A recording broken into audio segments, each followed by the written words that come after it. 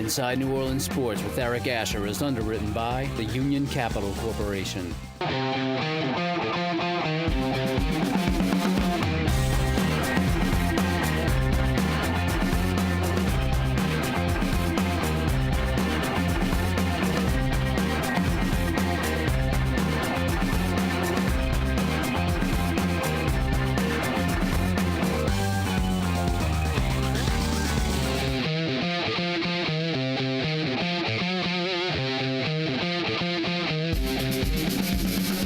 Good evening, New Orleans, and you are watching Inside New Orleans Sports. I'm your host, Eric Asher, and over the next hour, we're going to have a fantastic time looking back at the career of a New Orleans icon. Legendary sports writer Pete Finney joins us on the program, and got to tell you, folks, since we were putting this show together, I can't tell you how excited I was to have the opportunity to be able to sit next to this gentleman who has seen so much in New Orleans sports. And without further ado, Pete, welcome. Thank you. Thank you very much for being with us. I certainly appreciate the time tonight. I'm happy to be here. Pete, let's get started. And I guess first thing is, talk a little bit about your career and your background. How did you get involved in sports writing? Well, I was on the high school newspaper at Jesuit, the Blue Jay they called it, and enjoyed writing right from the start. And it just so happened I got a job almost right away. I got out of Jesuit in 1945, and my dad knew someone who told him that the States was looking for someone, and I went to see the fella, and I had a job. And they gave you the job. It was just there, you know, and I was very, very fortunate. As soon as I got out of Jesuit, I went right into the job on the state side. Right, it was the state side of state side at the time. Right. Correct. Now, you also were, right after that, went into Loyola as well. So you were working at the state side at the same time you were going to college. Correct. And talk about your time at Loyola. Well, then I was at the Picayune. The state side until I went to the Picayune, right? Until it became the Picayune, and I went from covering high school ball to LSU. Mm-hmm. From high school to covering LSU, but before you obviously became an editor and a columnist. Correct. Right. Correct. I forget when I started, what year I started writing a column, but it was back then in the 40s. Right. You know. As far as doing that, coming out as a high school student, right into newspaper writing, how was that? It was easy. I can't even. Some of it's a blur to me still, and a lot of things are a blur to me. Right. But it was easy. It was. I keep telling people this. I don't feel like I've worked as long as I've been. It's just a pleasure to do. Yes. And it's not like a job. Right. So your time at Loyola, you split time obviously between writing for the paper, but also you were involved at Loyola as well. Did you do any writing at Loyola? I didn't work the Reveille. I didn't write for the Reveille, but I did some. I started covering. I was covering sports, and I was covering Loyola. In fact, I was coaching Loyola and covering Loyola. Coaching Loyola basketball, right? Coaching Loyola, the junior team at Loyola, which was the freshman team. Yeah, freshman team. And how did that come about? They had no one else. They had nobody else to do it, so they asked you to do it, and I enjoyed. Right. You know, I always enjoyed basketball, right. And so it was. Those days are so different. Right. Know? No, right. They were. Yeah. Well, how was it again as a? You walking into working for a big time newspaper just out of high school. I mean that was something that was maybe was that something that was a norm for the times, or was that maybe a little bit different? Well, I think it might have been normal. I mean, Hap Glaudy was writing, and Buddy was there, and I was very close to them, and Hap was at the Item. Right. And Buddy moved around. He was Picayune too. Buddy was Picayune, and we're all friends, and we shared a lot of stories. Yes. But they didn't have as many teams then. Like high school today, I don't even know how many teams are in the New Orleans area, but it must be triple to what it was back then. Right. You had the Catholic League and the Public League, and it might have been when I was covering high school sports, you might have had maybe less than 10 teams that had teams in the high school. Right. Area, and but today it's amazing right now. No, it really is. And honestly, back then it was prep football. It was prep sports that really dominated the sports landscape here in New Orleans, wasn't it? Oh, I'll tell you what, there was a golden era really, because I remember at City Park Stadium, Tad Gormley Stadium, that there was one game I remember had 40,000 people, and it was just, it was incredible. I think it might have been a Holy Cross Jesuit game. I forget what year it was, but it was amazing the crowds they pulled. For track meets, they used to have the senior prep track meet would get 10,000, sometimes 15,000 at City Park Stadium. It was amazing. And of course, back then, a lot of the athletes, as we revere pro athletes now, people revered prep athletes back then, didn't they? Oh, no question. You know, John Pettibone, Richie Pettibone. Yes. And you had Les Kennedy at Warren Easton. And, I mean, they've just... a great place for fans to go is College Inn. Yes. And all the pictures on the wall, and it's really amazing. There's they might have 100 pictures on the wall at College Inn, and every play has a story, and that was really a golden age. And it expanded, and now it's alive. Yes. I mean, sports in New Orleans it's great. It's amazing, isn't it? It really is. Especially post-Katrina. Right. And again, I truly believe that sports here in New Orleans, post-Katrina, is one of the driving forces to us coming back. No question. No question. And a lot of people doubted that after Katrina. They doubted that this city would be able to support major league franchises, right? And that sports could really be part of the fabric of the community again. Right. But really, it's come back stronger than ever. No question. No question. I remember I was at the first Saints game, and when was it, 67, and. At Tulane Stadium, and it was that first game was just amazing, and when they introduced Jimmy Taylor and before the first kickoff, and the best story of that game was the guy who returned the opening kickoff for a touchdown. John Gilliam. Yes. And Pete Rozelle, who was the commissioner of the NFL, came out of his seat. And you know, he got carried away. Yes. And I just mentioned, I said, "You're in the press box. You're not supposed to cheer." That's true. But he couldn't help himself. Right. I'll never forget that. How was it? And if you can recollect, when this city received that franchise, and I know that there were a lot of things that went into that. Dave Dixon was a big reason why the city ended up with a franchise. But talk a little bit about that and those times back in the middle '60s when obviously New Orleans was trying to vie to be part of the NFL. No one person did more than him. He was unbelievable, and I mean he before.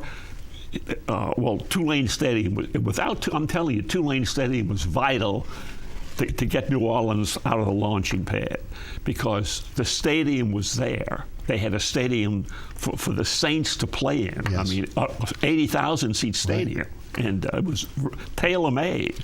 And Dave did a great job campaigning to bring pro football. He got Sunday football at Tulane Stadium, which nobody thought Tulane Stadium was closed on Sunday. Yes. Dave he got the Board of Supervisors to agree to allow Sunday football at Tulane, and that really broke it just set the bar higher. Yes. And without that, they wouldn't have gotten it going. But he was a great diplomat, the way he handled things, and then the way he brought the Superdome here after, when Tulane Stadium, and he was all the time after, in the early days of the Saints at Tulane Stadium, Dave was already thinking about a dome stadium.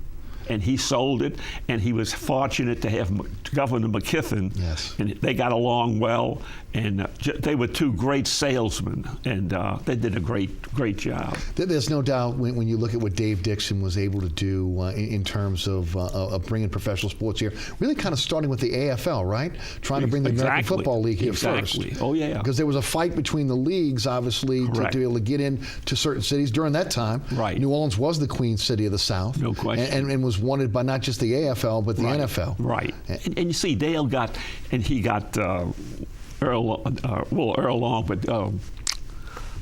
McKiffin? Boggs and Hale Boggs and F. Everett Hebert. And Hebert. I mean, and he knew how to. Dave was a great salesman, and he got the politicians involved, got the city behind him, and he was amazing guy. Long before there were pro football in Tulane Stadium, there were Sugar Bowls. Yeah. And the Sugar Bowl was an iconic event. No question. And again, dominated in the early years. Right. LSU and Tulane were involved in those early games. But correct. Talk about the Sugar Bowl and what it meant to this city, and maybe your recollection of some of the players and games that really made that what it is. I mean, I forget the first Sugar Bowl I saw, but it might have been in the late 30s. And but the Sugar Bowl was amazing, and it was one of the early bowl games. The Rose Bowl was the oldest, yes. But the Sugar Bowl was there, and they had great teams, and they were very fortunate in matchups. TCU played LSU one game, I think it was 3-2, mm-hmm. something like that. It was crazy, and it was amazing. On New Year's Day. And that really got. It didn't get Tulane Stadium went way back, mm-hmm. but the Sugar Bowl coming there, I think in '35 was the first year, and it just took off, and it's been amazing. But I tell you, without Tulane Stadium, the Saints, they would still be here, but they got them going because the Saints had already made 80,000-seat stadium. Yeah. And largest steel stadium of its time at that time. No question. And an incredible place to be. The electricity of some of the great games there, and right. of course the fans, because it was a steel stadium. The right. pounding of the feet on the floor of the stadium, correct. making a tremendous amount of noise. Right. I can remember footage of players going into the hedges. They talk about between the hedges at Sanford Stadium in right. Georgia, right. but they had hedges at Tulane Stadium as well. Right. And maybe the old dugouts. You remember the old dugouts? Yeah. Oh yeah. That was around until Archie Manning got injured, right? Yeah, in that preseason right around game. that time. Yeah, is when they got rid of the dugouts. That's right. Yeah, but it would be. But back at one time they had the dugouts because the players were in the dugouts because they had those ground level seats so that the fans could see. Am I right? Correct. And really, the Saints team when they opened for many years, as you know, losing records. Yes. But the halftime shows captivated the people. I mean, and what's his name? I'm trying to think of his name now. You see, I can't think. The guy put the shows on, right. The halftime shows. Walker, I think. I mean, the guy he was amazing, and he was involved in some Super Bowls, okay. And he got Al Hurt involved, and the balloons. And they put me on an ostrich. That's what I understand. And we've got some photos of that as well. Oh boy, that'll be great. They run the ostrich now at the fairgrounds. We see that all the time. Right. It's kind of a yearly thing, but right. that was kind of the genesis of it. I think the people in this city have fallen in love with it. But even back then, right. people went to the games. They loved the Saints. Right. They enjoyed, obviously, even though the Saints were the level losers. But you're right. The halftime shows were incredible. Right. From the balloon races that we saw to the ostrich race that you were involved in. Right. How was it riding an ostrich?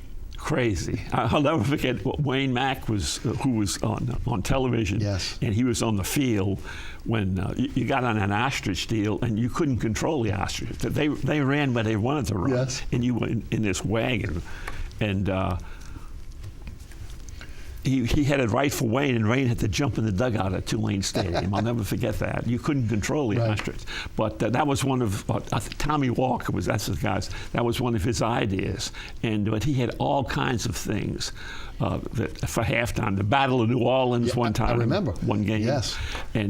But that was really a highlight because the team was so bad. It was just, people talked about the halftime show probably more than a football game. Yes, no doubt. But this, even though in those early years when they were losing, Billy Kilmer was the quarterback, and they had a bunch of old players, but they had Doug Atkins, who was one of the great players of all times. He had 2 or 3 great years with the Saints. Yes. And but the Dave Saints, Witzel? Dave Witzel. Yes. In the you remember those? Right. I mean, sure. Danny Abramowitz. Right. 17th round draft choice. But even when they were losing, they were just there. All you got to do is look at the attendance. Yes. I mean, right from the beginning, with teams that I forgot how many years it was, 20 years before they had a winning season. Right, no doubt it was, and again, they captured the hearts of New Orleanians from day one. And correct. Actually, a little bit different on how players were treated back then as well. I was a young kid back then, but we still hear stories of. Players couldn't buy a drink in the French Quarter. They couldn't buy a meal at a restaurant. Of course, that when the players would spend a lot of time, they weren't in the kind of shape they are today with the regiments they are today, and they would spend as much time down the court at the watering holes than they would at training camp. Yeah. Was that how it was? Paint a picture for us. Oh yeah, but they had some. You had some guys on the Saints who were kind of rough people, and I'm thinking of a lot of names. I don't want to mention a lot of names, but free-for-alls and stuff like that. Took on the police. One guy took on 2 or 3 policemen one time, and one guy, I'm trying to think of his name now. Shot his had a revolver and shot through the ceiling had a bar room on Bourbon Street, and. That went on, but it was part of the scene. Yes, but nothing violent, right. But they were beloved, weren't they? Oh, I mean, they were superstars walking around this town. Unbelievable. I mean, NFL was in town. Yes, and it was just took off. No doubt. Took off. Of course, we as this thing moved forward with the Saints, the Saints get their first-round pick back in 1971. It was Archie Manning, coming from Ole Miss. Right. A lot was expected of Archie Manning when he came here, and of course, he never had an opportunity to have a winning season. And boy, I can remember as a kid, he was an icon of mine. Right. Okay, but getting beat up constantly. Right. At Ole Miss, he was probably as good a college quarterback as you ever had. Running the ball as well as passing it, and it was his it wasn't a misfortune to come to New Orleans, but as far as winning games, he came to a losing franchise, but he caught on, had some good seasons, had some good games, not good seasons but good games, and Archie was a great guy to cover because. He would throw interceptions, and he'd always answer your questions. He didn't beat around the bush, and he handled himself well. And the way he raised his son is a story that people are living through now. There's no doubt about it. It's amazing. It really is. And again, I think a lot of people almost take it for granted that they are the first family of football, but yet they have New Orleans roots. I mean, those kids grew up in this city. No question. They deal with the same thing we've dealt on a daily, day in, out basis living here. And, and of course now they've gone on to NFL greatness, both of them. I mean, you got 2 sons who won Super Bowl. Yeah, I mean, it's amazing. It is. And the third son, Cooper, you have Peyton, Eli, and Cooper, who was injured, but he's been around. He's a great guy, just a great family, and it's everything's worked out. It really has. Really.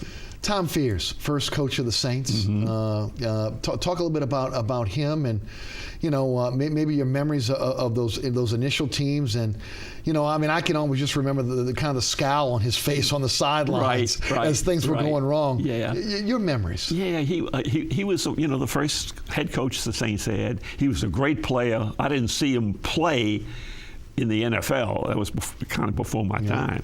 But played for the Rams, didn't he? Yeah, he's a great pass receiver, and he had, naturally he coached losing teams, Yes.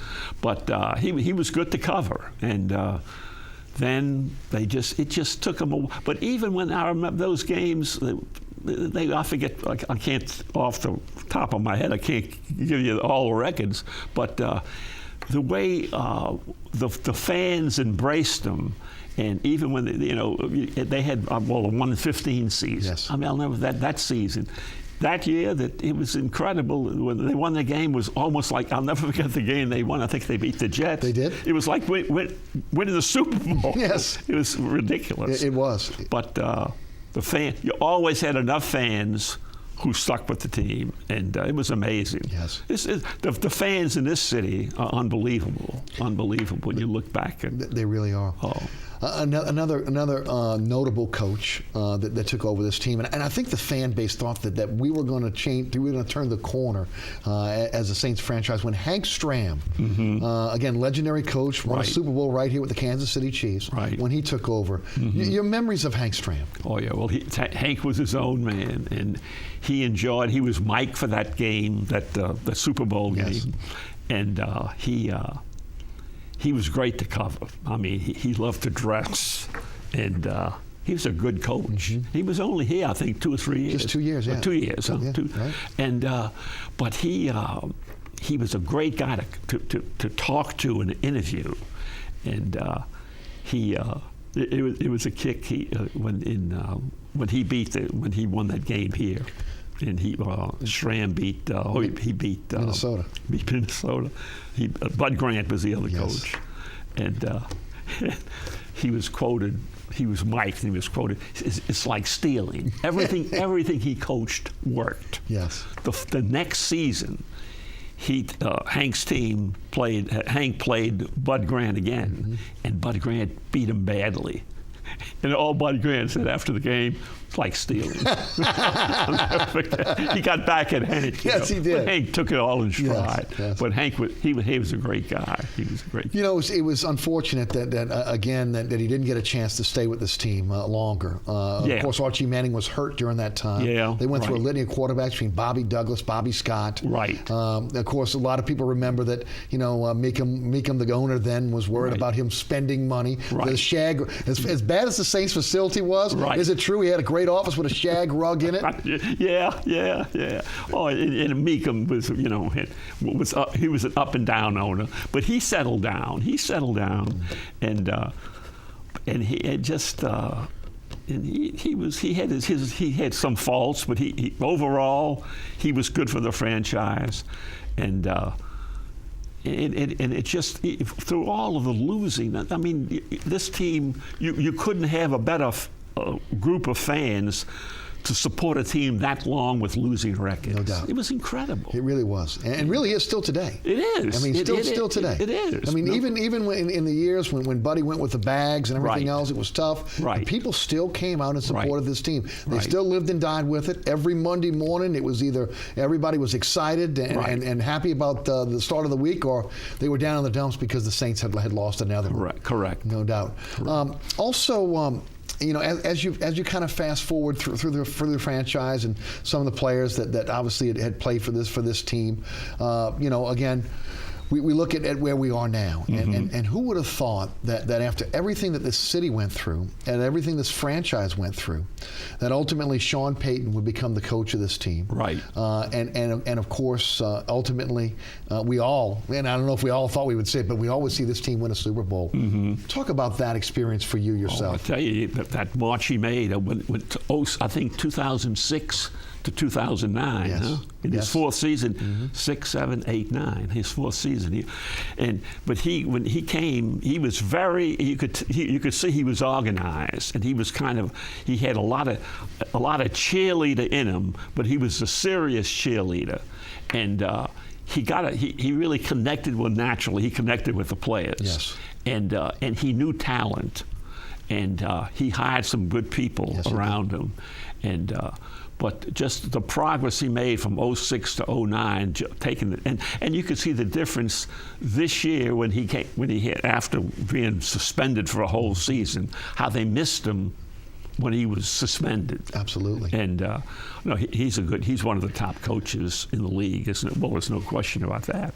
And he's kept the team on a steady course, and he's always looking ahead. And he's good. Yeah, he's a heck of a coach. He's good. He's got a good quarterback. He and the quarterback are kindred spirits. Yes, that's it. And which helps. And the defense this year has done a wonderful job. So, but it's they're rolling right now. Yeah, they really are. Yeah. I go back in my mind's eye and I remember the threat of the Saints leaving New Orleans, heading to Jacksonville, and I remember John Meekum and Bum Phillips getting out of the helicopter at the old Gator Bowl. And who would have thought that a used car salesman from New Orleans would have been the guy to come in and buy this team? Talk about Tom Benson. Yeah. Your thoughts on Benson and how different it was from maybe him being here in the 60s and the 70s, and then ultimately between him and Governor Edwards pulling together and saving that franchise. Well, he came in and he did a good job. He had his problems early, and I think he admitted to himself that it took him a while to get into the football mode. See, but he was always a good businessman, and I think he made some when things went bad for him over in when the Saints had problems, and he was talking about going to San Antonio and stuff like that. And I think when he looks back on it, he knows he said some things he shouldn't have said. Yes. And but Tom settled down, and right now he's just. He's on top of the world. He's solid right now. The way he's handled his money and everything, handled his life. Got a nice wife, a great wife, family, and he's a big plus for New Orleans, no question. There's no doubt. He's definitely turned, as far as public opinion is concerned. He's turned it around. Unbelievable. Ricky Jackson. Hall of Famer. You also were up in Canton during when he was inducted. You got the Dick McCann Award from the Pro Football Hall of Fame. Your memories of Ricky Jackson, the Dome Patrol. Ricky Jackson had all those linebackers. Those other three guys with Ricky, but Ricky was a linebacker apart. He was a great player. And you talk about, a team that you really went to see the defense play. And Ricky handled himself well. And he was Sunday after Sunday after Sunday. He never got hurt. And he was an amazing player, an amazing player. No doubt. Before we go to break, I'd like to step back for one more moment and your thoughts on the day Archie Manning was traded. That was a huge day here in New Orleans. He was beloved in this city. Right. There was a little bit of controversy between him and Snake Stabler on whether Bum Phillips had some history with Stabler back then. Right. Your recollection of that day and what Manning had meant to the franchise. And you know what struck me about that, Pete, was even in knowing that he was leaving his family, moving on to Houston, which again was in worse shape than the Saints were back then. Right. He was such a class individual through it all. Right. That's the word for him. You said it, class. He had more downs than ups, because his high school career, and that college career at Ole Miss was all positive. Yes. He came here, even though he had some great games, he was with a losing team, but he never handled himself badly. He was always there for, I'm talking from a journalist standpoint, he was there for you, no excuses, he took blame, and he's just a good guy. And you could see the family he raised. He's a great story. But Archie Manning was just unbelievable, and he still is.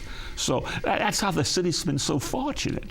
The Gleason story. Yes. That story. It's an incredible story. The Gleason really is. Story. It's funny, as we go to break, you mentioned that he's a good guy, and I remember reading either your column or one of the other columns in the paper in 1982, and one of the things that he said was he'd like to be remembered as a good guy. Oh, sure. And he has been. And sure. Oh, and you could see it in his kids. But it's the city's been blessed. Yes, and very blessed to have this gentleman here.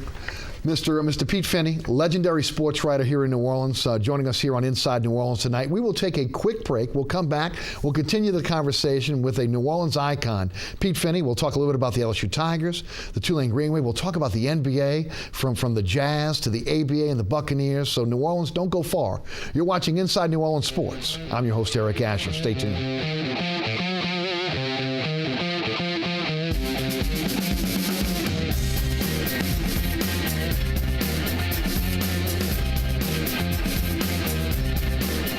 My name's Reggie.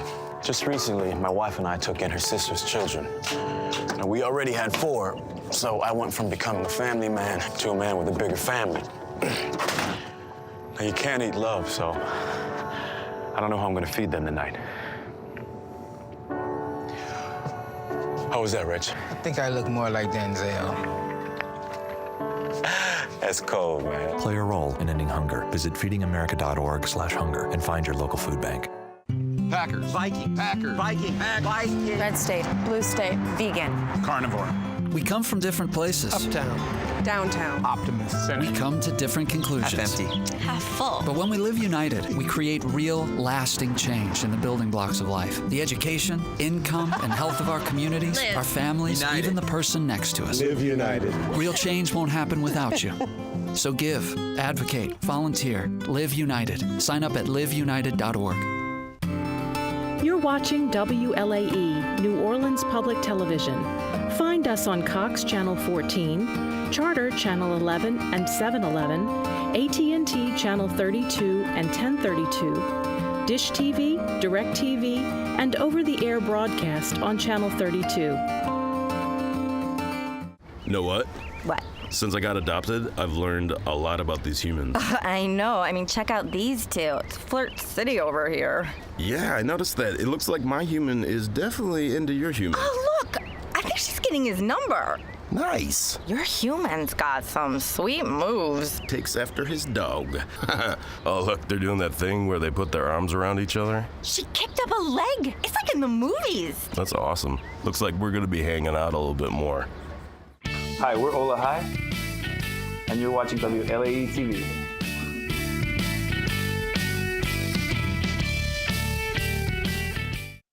In the search for beautiful people, music that moves, and real culture, America, there's only one LA Coast.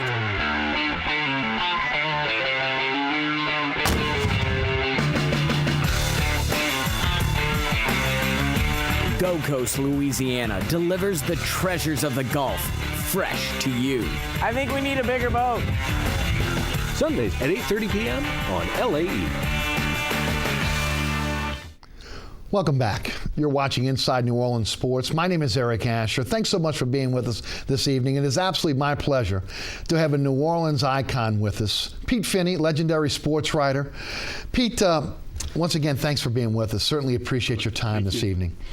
You know, I'm obviously growing up a big sports fan. I can remember back in 1974 when the NBA awarded the city their first NBA franchise, the New Orleans Jazz. And, of course, the color scheme, the nickname, everything that went along with that, it just really reflected what our community was about. And, you know, the sugar on let's say the cherry on top of the ice cream was when they traded for Pistol Pete Maravich. Yeah. Talk a little bit about Pistol Pete and your memories of Pistol Pete, and you know we can really start back to his time at LSU.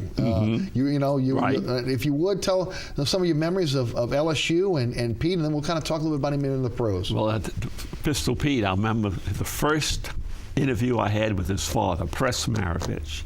All he talked about was pistol, and he said, "Wait till this is him talking now. Wait till you see my son. You've never seen anything like him." And he went on and on. And I said, I'm saying to myself, I said, man, this guy, I mean, he's putting pressure on his kid. I said, his kid can't be that good, you know.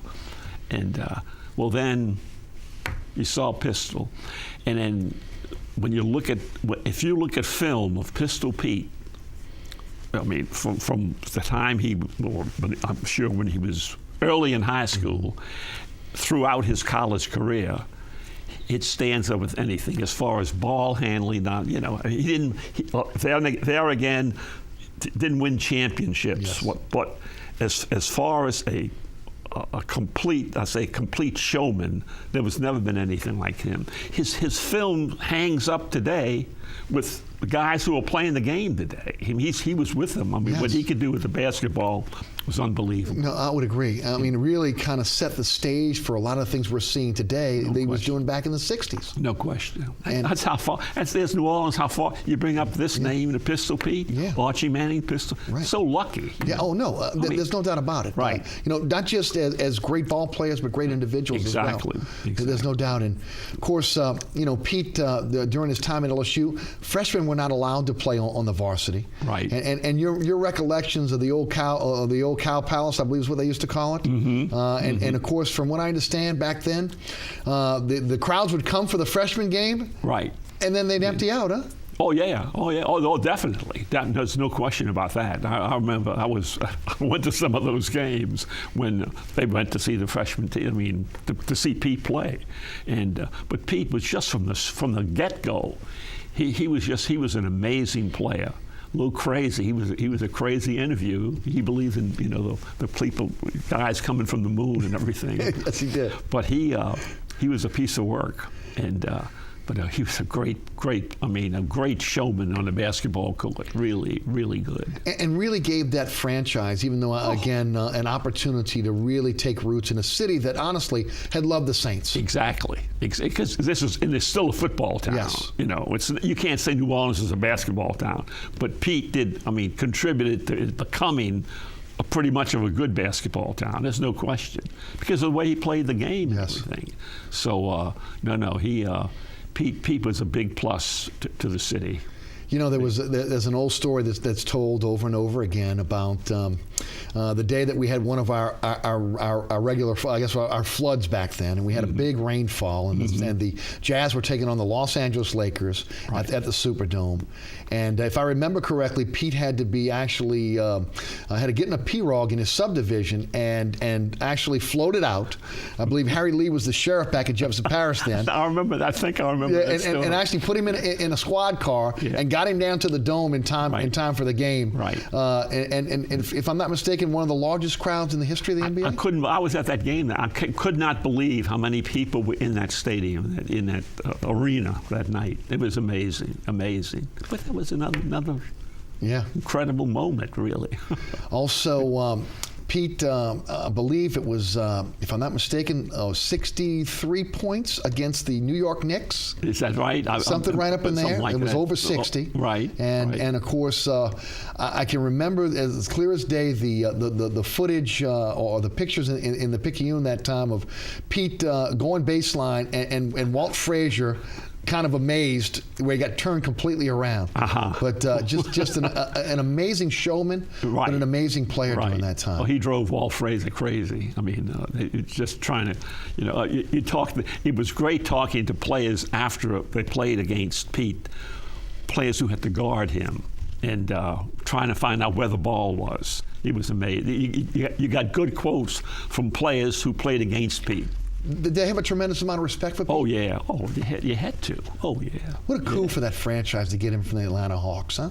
Yeah, I mean, I know. Who would have? I mean, really. I mean, who would have thought it would? But it really, really kind of put that team on the map. I don't know if they could have gotten the attendance and the love if they wouldn't have had Pete on that team. I know what you mean. I remember that. Yeah, I remember that. Oh, Pete was an asset. Yes. Oh, he was an asset. No question. And then of course, some really tough moves that were made by this team. Of course, they were probably at their best the year that Pete's last year, and of course when he hurt his knee, they were on their way to a playoff run. Yeah, and he got hurt. Yeah. And he got hurt against the Buffalo Braves. Right. If I'm not mistaken. Right. Throwing the pass between his legs at a half court, and of course injured there. Yeah. But and of course that kind of changed the fortunes for this team as well. But Pete, would you agree with me? This team, the games were well attended. Oh, it wasn't that there was apathy with the fan base during his time here. No. Oh no. I mean, Pete was a drawing card. I mean, he was. Oh boy. He was something else, and when he passed away, they found out what kind of a heart he had and everything. That was an amazing story. It really is. That what he overcame, you would never think, because he was, a dynamo competitor, and but that he was able to last that long and without, say, dying earlier. Yes. And he was something else.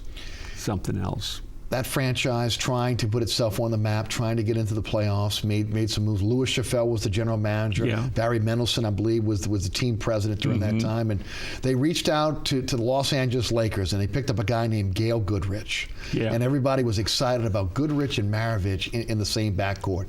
Your memories of that? Oh, yeah. I remember when Gail Goodrich, they gave a lot of... 2 number 1 picks. Yeah. And one of those picks was Magic Johnson. Magic Johnson. And which was... Imagine if Pete and Magic would have been in the same backcourt. I know. Yeah. That team would have went nowhere. No, you're right. Just so, when you think back, I know, going to football for a second, that LSU tried to get him, John David Crow. Yes. If they had been able to sign him, he would have been on an LSU team in the same backfield with Jimmy Taylor and Billy Cannon and John David Crow. Amazing. It could have happened. Yes. See? But when you think of the athletes that have come through, Right. And man, I'm telling you. You bring back things that I forget a lot. Pete, also the ABA was here in New Orleans, the old Buccaneers. Yeah. And what's amazing is when you look at the players that played for the Buccaneers. First of all, great individual players. Right. But also a lot of those guys went on to be great coaches in the NBA as well. I remember Babe McCarthy. He was a coach. Yes. He was fun to be around. He was a piece of work. A pistol, and. The Buccaneers, they did it. I don't know how many years were they here? They were only here, I think, 2 or 3 years, not long. But they were a winning team, though. Exactly. Yeah, they were actually going to, I believe, the Western Division Finals at one time. Right. And they lost there. And ultimately, of course, I believe they ended up moving, if I'm not mistaken, maybe to Memphis. I think so. Yeah, I think they moved to Memphis. Yeah. Of course, the ABA was so in flux back then. Oh yeah, right. Right. But I'll tell you what, the Buccaneers, they had a good following. They did. And some really great players. I mean, Doug Moe was a great player. Right. They had quite a few players that people would really recognize more as coaches than players because of obviously the time. Right. No doubt. And then who would have thought to come full circle at a time when a lot of people didn't believe that this city once again could support 2 franchises, especially the bad taste that maybe a lot of people had for the Jazz. But Charlotte is looking to relocate, and lo and behold, we end up with the Hornets. And of course, people excited about basketball being back, and Baron Davis turns into Chris Paul, and of course we're back in it again, and of course that turns into local ownership once again with Tom Benson and now the Pelicans. Right. So we've kind of come full circle. You're right. I mean, everything seems eventually falls into place. We've been fortunate. No, we have. And now, again, when you look at the young team that the Pelicans have put together, it looks as though, and I guess, Pete, we'll find out, but it looks like they might have a pretty decent season this year. I like that coach. I think he handles it well. Oh, yeah. I think he's done a good job. And, it'll take a while to get him moving again, but, I mean, he's done a good job. Yes. So. And they've really overhauled that roster this season and expect them to be a contender in the Western Division. Right. So, which, again, all you got to do, and for basketball, would you agree, all you have to really do is win here. If you don't have an icon or a player like a Pistol Pete, if you win, people will come out and support. No question. So we'll see. You mentioned John David Crow. You mentioned Billy Cannon. You mentioned LSU. Let's talk about LSU football. And of course, you were there for Billy Cannon's run. Talk a little bit about your memories of LSU football, going back to obviously to some of the glory years. Paul Dietzel's when you covered LSU. Talk about that. Well, he made a great change in LSU football when he came in, because I think it was in his maybe 4th year they won a national championship, and I'll never forget they won in '58. They were unbeaten, untied in '58. In '57 they were, I think, 5-4. So if he said it, and I think he's right, had he not beaten Tulane in the last game, he'd have been fired and would not have been around for the '58 year, because that was a complete turnaround in '58. And that was a magic season. Everything went right. In '59, they had a better team in '59. But one pass, Warren Rabb threw an interception. It was against Tennessee. They should have beaten Tennessee. Easily should have beaten Tennessee. Threw an interception, turned the game around, and lost that one game, and with a better team. And then that 3 years later, I think Dietzel was gone. Yes. To Army. Yes, after saying that he would never leave LSU. And he made a terrible mistake, and he admitted that he should have never said what he said. And he left with a lot of more or less enemies in Baton Rouge. But he wound up living in Baton Rouge. He liked the city, and I think he came back as an athletic director for a while. Oh yeah. And listen, he deserved a lot of credit because he got that the fundraising deal going. TF, great salesman. Dietzel was a big plus. Some great players at LSU as well. You mentioned Billy Cannon. You mentioned Jim Taylor. Some of the other players that you The great remember. thing about the team in '58, all those guys were Baton Rouge. Warren Rabb was Baton Rouge. Jimmy Taylor was Baton Rouge, and Billy Cannon was Baton Rouge, and in the same backfield. Yes. And but throughout, I mean, it was that was just a magic year, '58. And now they got Les Miles and Saban was there, and Saban's gone, and LSU's they got it going. I mean, it's Miles has kept them pretty steady, and he and Saban will continue to have good. I mean, I say good rivalry between the two, and but Miles has done a good job so far. And so it's amazing. It's back to the glory years again for LSU football. It is. I mean, it's LSU's got a good team, and Benson's making right now. Getting back to Benson, he's made all the right moves. He's done the right thing. The way he's handled his money and everything, his life, and he's a big plus in the city, and we're very, very fortunate. Yeah, we are.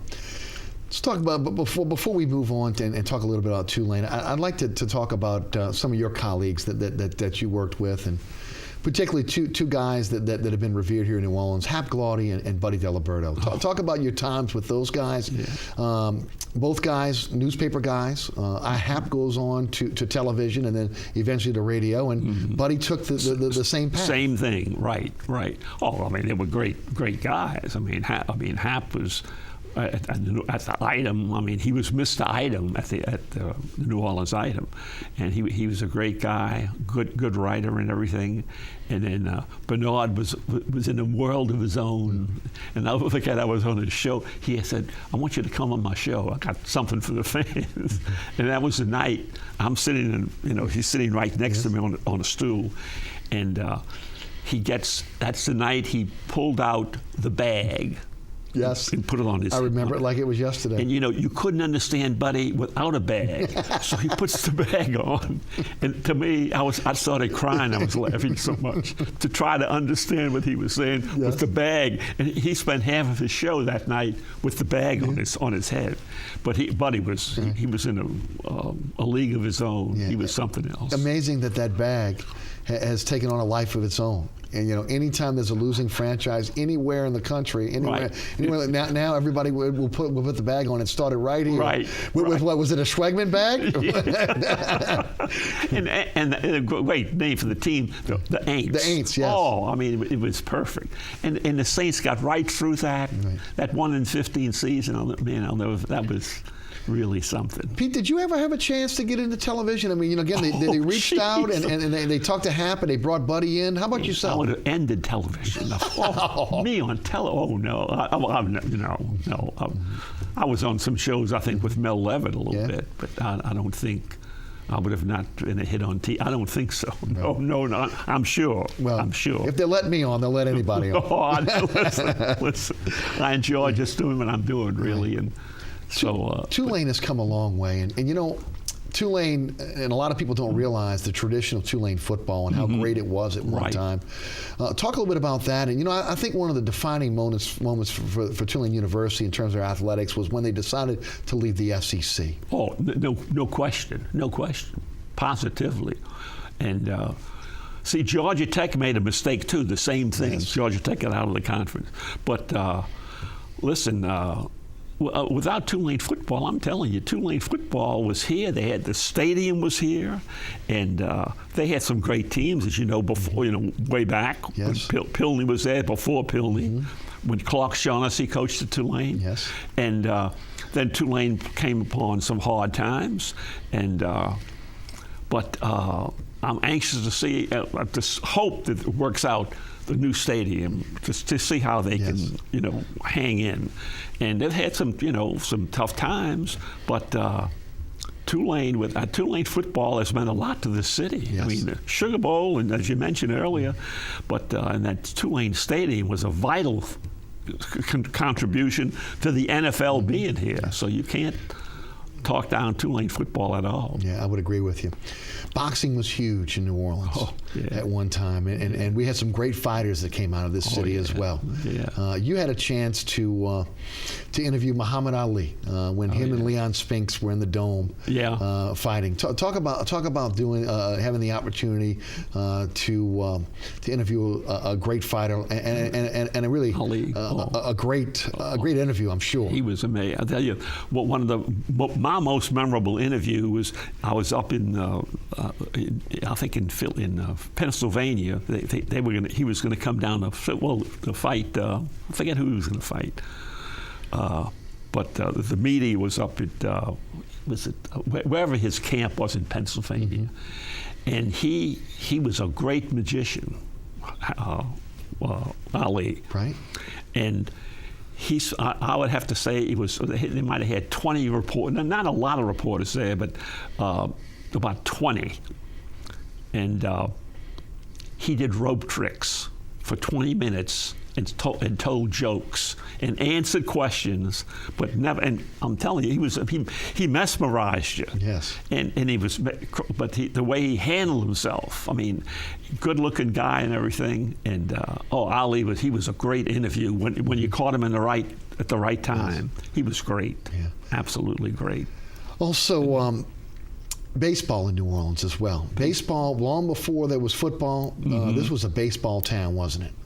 Oh, yeah, the Pelicans. Yeah. Oh, no question. No question. I'm still trying to get used to the Pelicans. Basketball. Oh, yeah. Yes. Yeah.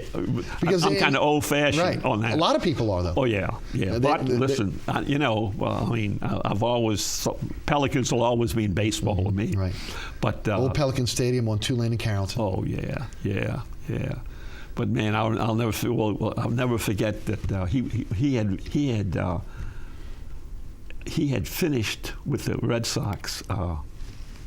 Ted Williams was in town. Yes. And he was at Kirsch-Rooney Park, and he had a dark blue suit on, and he had French cuffs, and people were there, and they wanted him to hit the ball. So he took off his coat, his jacket, and the guy started throwing him, and he hit a ball over the center field fence at Kirsch-Rooney Park with French cuffs on. Unreal. I'll never forget. Unreal. You also had a chance to interview Joe DiMaggio. Oh, yeah, DiMaggio. Yeah, well, at a restaurant on, I forget what restaurant, Tercy's, I forget the name of it. But he ordered, I'll never forget, he ordered a veal cutlet. And I know one thing about DiMaggio, he loved ketchup. The veal cutlet disappeared. He unloaded practically a whole bottle of ketchup onto the veal cutlet. But then he gets up and he's holding a knife in his hand and swinging the knife as it is a bat. And telling me this is what you do with this, and he was talking about how you become a good hitter and everything. Yes. But he was amazing at that moment, and just. And really kind of dominated the sports scene, baseball during that time, didn't it? Oh yeah. Here in New Orleans. Oh yeah. Definitely did. Yeah. The Dick McCann Award, we mentioned it earlier. Got it from the Pro Football Hall of Fame. What did that mean to you? And I was there for that speech, by the way. I think you started off with, did you mention that you covered Red Grange, I believe, did you say? Oh, I think I mentioned some guy who played in 1920. Yes, of course, we knew you didn't. Yeah. The guy who played for the way back. For the Canton Bulldogs, right? The Bulldogs, yes. yeah. Jim Thorpe. Jim Thorpe. Yes, it was Jim Thorpe. Right. That's right. No. And I said I saw him play, which was ridiculous. Right, right. But what did that mean to you? That was very nice. I mean, a big honor, very big honor. But it's like I say, I just, I write columns and stuff, and I don't feel like I've been working all these years. I just enjoy it. And it's, You've seen so many sporting events. Greatest sporting event you think you've ever covered? Can you well, I think that? with one game will always stick out is that Halloween night game, because that game ended on the 1 yard line. I mean, after he returns that punt, whatever it was, Billy Cannon's, right? The Billy Cannon against Ole Miss that Halloween night. Yes, they were on Ole Miss is on the 1 yard line at the end of the game, and they kept him out of the end zone. So I think that game sticks out. But then the other LSU games were just amazing. Hodgson had a great game, I think, against Auburn one night. I'll never forget. The earthquake game. That's when they say, I was there, that was an amazing situation. But there have been moments, LSU moments that really, really something.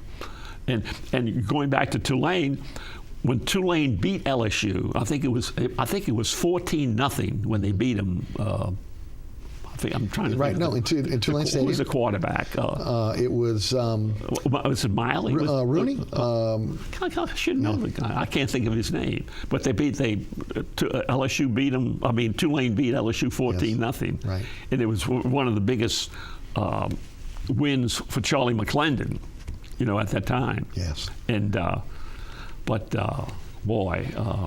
No, Tulane had some good teams. Pilney had some good moments at Tulane, but Tulane football has meant a lot to this city. Yes, no doubt. Any sporting event or anything that you have never covered that you wish you would have covered? I can't say. One of my favorite events over the years has been the Masters golf tournament in Augusta. I've been several. I mean, maybe 15 of those. But I mean, that's a great event as far as I'm concerned. And in the Final Fours. Yes. Oh, I mean, the Final Fours. We've been so blessed with those. Oh. Boy, we've been lucky. Some of the Final Fours Michael Jordan with the last-second shot. That's a perfect example. Right. I mean, Weber with the timeout. I mean, yes. You couldn't have asked for anything better than that. We've been really lucky. No, we have. Lucky. We have been blessed as a sports team. And I just hope it works out that they get the Super Bowl that Tom Benson has really campaigned for. Yes. And in 2018? Right, 2018. 300th anniversary. 300th anniversary.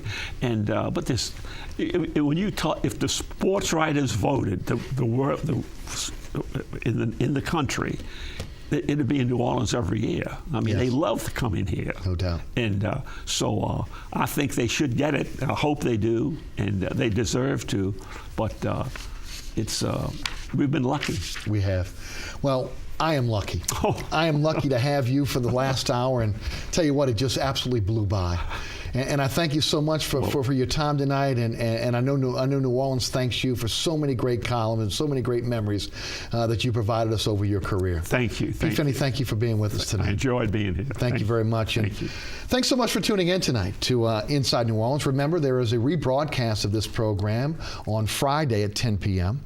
Right here on WLAE. You can also catch me on the radio on 990 AM WGSO, weekdays 11 a.m. until 1 p.m. You can follow me on Twitter at Eric_Asher, and also again you can also check out the podcast at ericasher.com as well.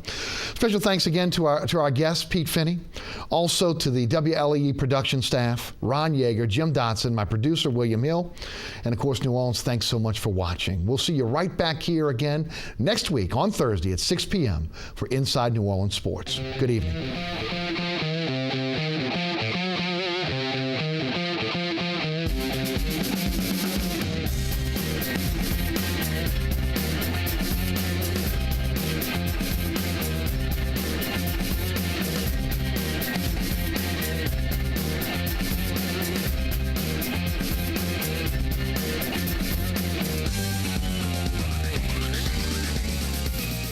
Inside New Orleans Sports with Eric Asher is underwritten by the Union Capital Corporation.